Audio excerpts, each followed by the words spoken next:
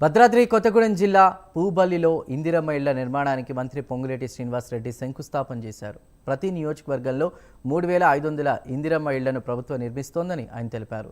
ప్రతిపక్షాలు ఎంత కాకిగోల చేసినా కాంగ్రెస్ ప్రభుత్వం పేదవారి సంక్షేమం కోసం చేసే కార్యక్రమాలు కొనసాగిస్తోందని మంత్రి పొంగులేటి శ్రీనివాసరెడ్డి విమర్శించారు.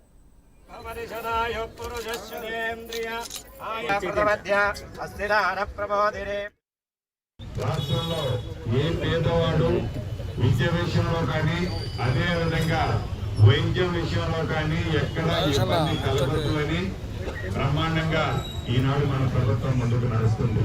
దాంట్లో భాగంగానే ఈనాడు ఇల్లంతపట్నంలో 100 పడకల హాస్పిటల్ 35 కోట్ల పైచిలుకతో అద్భుతంగా ఇప్పుడే శంకుస్థాపన చేసుకున్నాం. రాబోయే కొద్ది నెలల్లోపే ఈ బిల్డింగ్ ని మళ్ళీ ఓపెన్ చేసుకుంటాం.